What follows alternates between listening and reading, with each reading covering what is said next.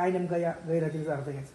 आजचा जी सर्वपक्षीय बैठक जी होती ती 1 तारखेला जो सर्व पक्षांनी मिळून सत्ताधारी विरोधकांनी मिळून निवडणूक आयोगाच्या गलथान कारभाराच्या अनुषंगानं आणि मतचोरीच्या अनुषंगानं जो मोर्चा काढण्यात येते त्याच्या संदर्भात नियोजनाकरता ही बैठक होती आणि या मोर्चाला काँग्रेस पक्षाचा पाठिंबा आहे आणि या मोर्चामध्ये काँग्रेस पक्ष देखील सहभागी होणार आहे आणि या सर्व प्रक्रियेमध्ये कुठे एक पदाधिकारी हजर असणं न असणं हा मुद्दा विशेष महत्वाचा नाही. आम्ही पक्ष म्हणून त्यामध्ये आमचा पूर्ण पाठिंबा आहे.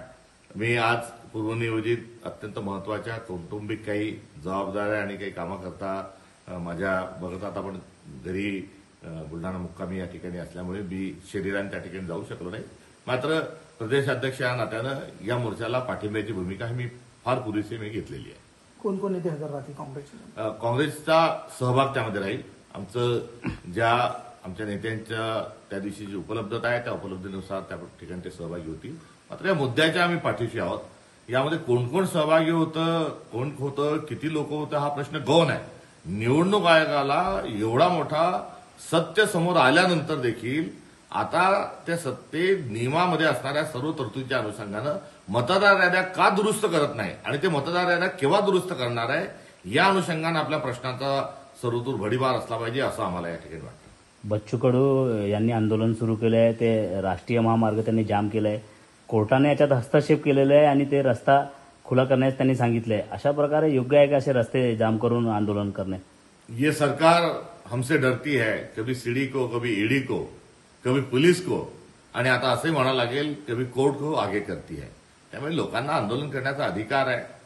कोर्टाला मिसब्रीफ करण्याचं काम हे सरकार का करत आहे? आता कुठेतरी त्यांना नैतिकता ही सरकारमध्ये उरलेली नाही. लोकांपुढे जाऊन उत्तर देण्याची, आंदोलनकर्त्यांशी चर्चा करण्याची किंवा स्वतः दिलेले आश्वासनं पूर्ण करण्याच्या अनुषंगानं त्यांची हिंमत नसल्यामुळे आता सर्वदूर मिसब्रीफिंगचं काम हे सरकार करत आहे आणि त्या अनुषंगाने असे जे झालेले निर्णय हे दुर्दैवी आहे. आपल्या देशात लोकशाही ही दीर्घकाळ नांदावी याकरता सत्याचा आग्रह करण्याकरता एक स्पेस असली पाहिजे आणि ती स्पेस जर कमी जर होत गेली तर एक दिवस उद्रेक होईल आणि भारतीय जनता पक्ष हे जाणतेपणाने आपल्या देशाला अराजकतेच्या खाईत नेत आहे.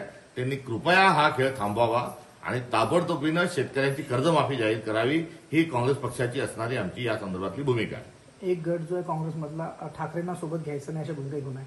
काही चर्चा झाली तेव्हा निर्णय झाला? अशा प्रकारचा कुठलाही वाद, कुठलाही गट तट हा काँग्रेसमध्ये नाही.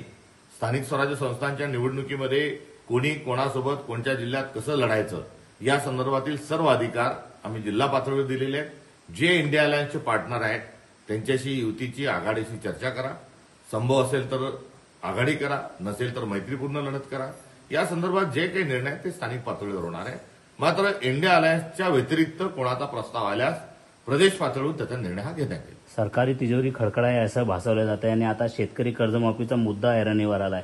देतील शेतकरी कर्जमाफी? शेतकऱ्यांना कर्जमाफी देण्याकरता आम्ही भाग पाडू. तिजोरीमध्ये खणखणाट जो आहे तो आपल्या नाकर्तेपणामुळे. आपण ट्रिपल इंजिन सरकार सांगता जा, तुमची खरंच जर पत असेल तर केंद्रात जाऊन बसा. केंद्रात तुमचा जे काही आहेत, नरेंद्र मोदींचं नाव आपण सतत घेता, गृहमंत्री अप्रत्यक्ष अमित शहा हे महाराष्ट्राचे कुठेतरी मुख्यमंत्री होऊन बसलेत. त्यांच्याकडून विशेष पॅकेज आणा आणि हे द्या.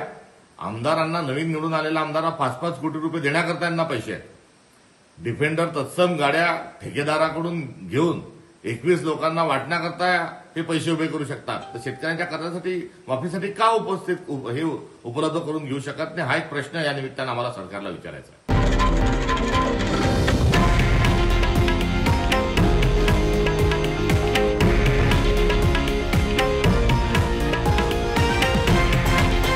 हे आहे देशातील नंबर 1 न्यूज नेटवर्क आणि आपण पाहत आहात TV9 मराठी, एकमेव.